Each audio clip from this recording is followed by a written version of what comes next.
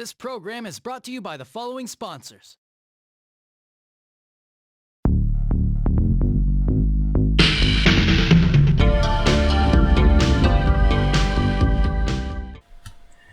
What is going on, guys? Jay Shy here with another video, and the wait is now over. This is the Soul Hackers Tips Guide.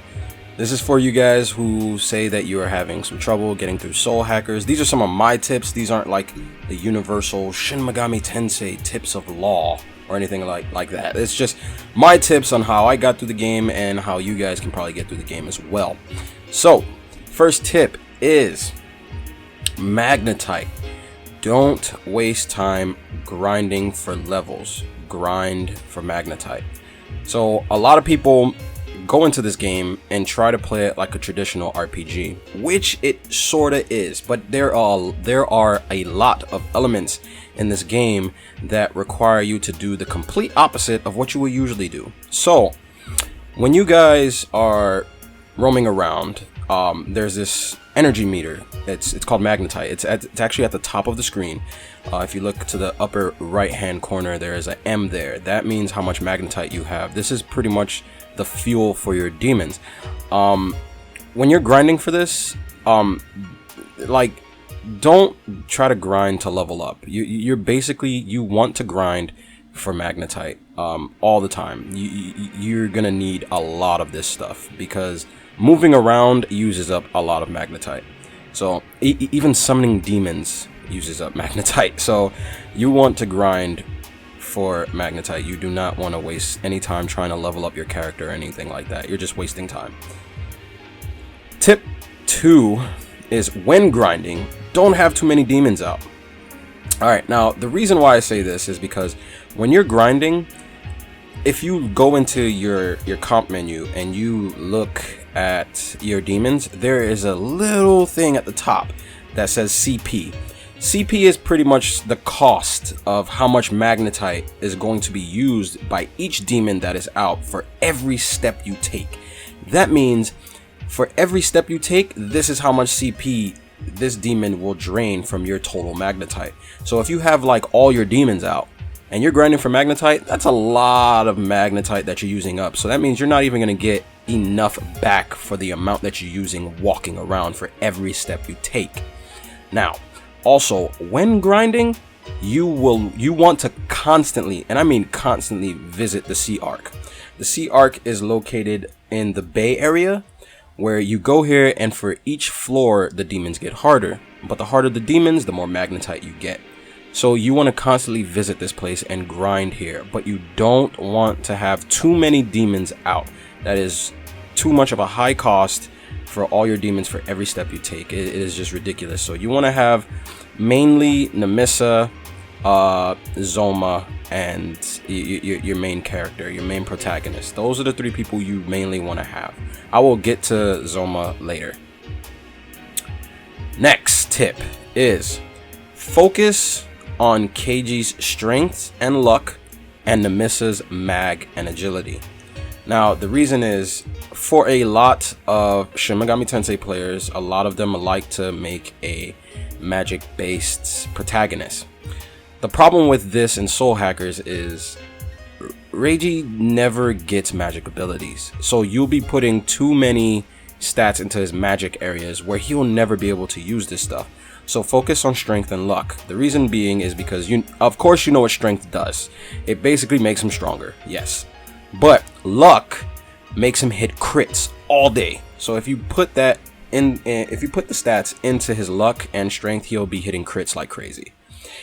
You want to focus on Nemechi's magic because she is going to learn magic, your basic magic spells, Megadolonian. She's gonna learn a lot of magic like based things that a lot of other monsters don't get, demons don't get, and she's going to learn a lot of healing spells. And you want to maximize her agility as well, because getting into a boss fight, you're going to come across bosses that move pretty fast. So if her agility is higher than that demon and your main protagonist is low on health, basically Nemechi, because her agility is so high, you will be able to heal first. You will be able to have Nemechi make the first move. So you always want her to be able to do that, because you want to be able to heal your main protagonist just in case he's in a tough spot. Because if your main protagonist goes down, that's game over. Next is trade magnetite for money to acquire new gear at the Organic Energy Association, OEA. OEA will be one of the coolest places you go. When you grind for magnetite and you have a lot of magnetite and you notice that you're low on cash, go to OEA and trade in some of your magnetite for money. The exchange rate on magnetite is ridiculous. I think like 1,000 magnetite or 2,000 will give you like $22,000. So the exchange rate is crazy. So you want to constantly trade your magnetite for money, and then use it on different things that you have, like you want to get new gear, like new armor or new offensive equipment. My suggestion is you basically focus on offensive equipment first. The only time you should think about defensive is when you get to a boss that you can't beat, mainly because you really don't want to worry about taking too much damage. What you want to worry about is how to defeat enemies quicker than they can hit you. So you want to upgrade your offensive equipment first. Next tip is Zoma is your best friend. He is an extra line of defense. Zoma is basically a demon that you get in a quest, basically, that Victor gives you. Victor is the guy who's in charge of pretty much fusing all your demons together. He does all these things. Fuses your weapons together. He's the man. If you do a quest for him, you get something called a Zoma, which is a demon that you keep throughout the rest of the game, and you can evolve it as you go. It's like a Pokemon. But what makes Zoma pretty cool is the fact that he does not use any magnetite whatsoever. So basically, you can move around wherever you want. You can summon him. He doesn't use magnetite. You can walk as many spaces as you want, and he doesn't consume any of your magnetite. This is what makes him cool.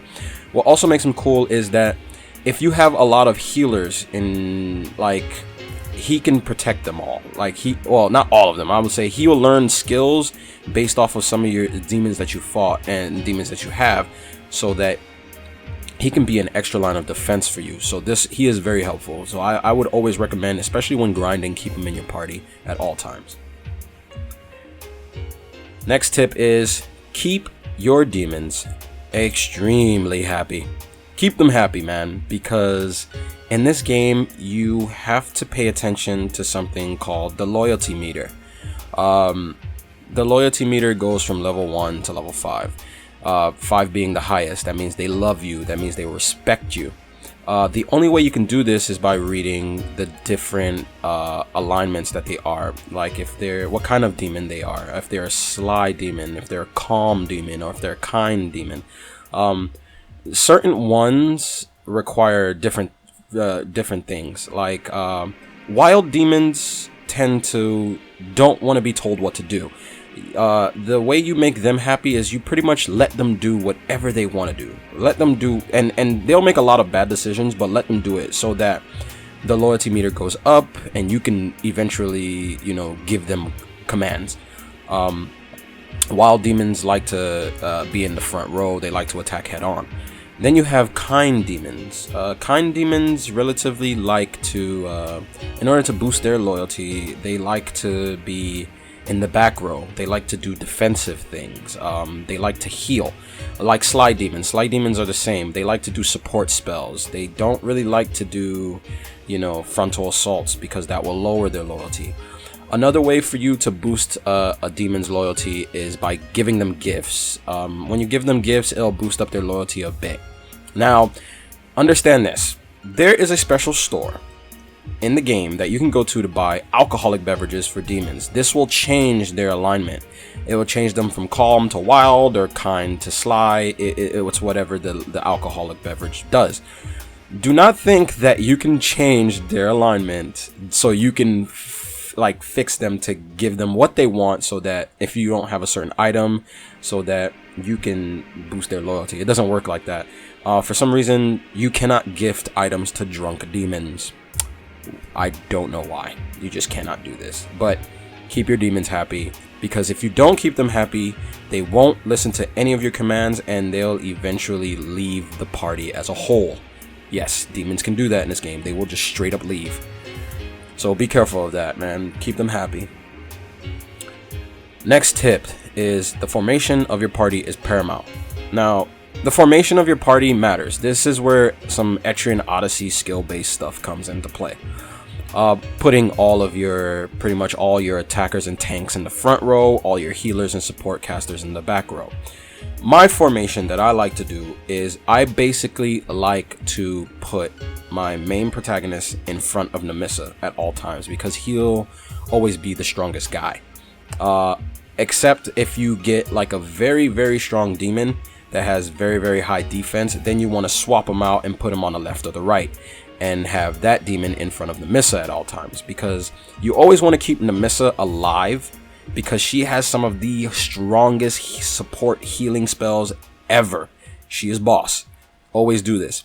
A lot of the times you will always run into a boss as well that can hit enemies, that can hit, not enemies, that can hit your party in a line formation starting from left to right, and sometimes it won't go to the right or the left. So you always want to keep your main protagonist, you always want to like go into a boss fight, see how the boss hits, and then put your main protagonist on the left or the right, because sometimes if he's in the front and he's in the middle, he will always take like heavy damage. So you have to be careful about that, guys.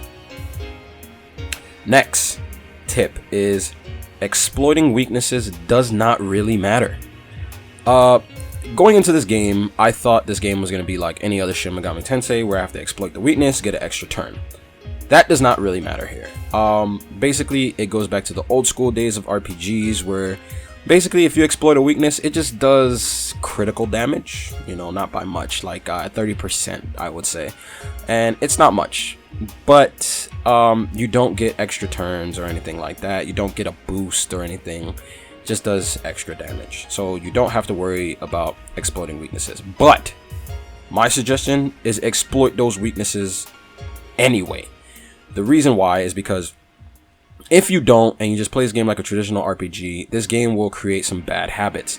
I mean, if you try to go back and play another S&T game, this game already grounded you into thinking that no, you know, I don't have to exploit weaknesses, blah blah blah. So don't do that. Just keep exploiting weaknesses. But it doesn't matter. Next tip.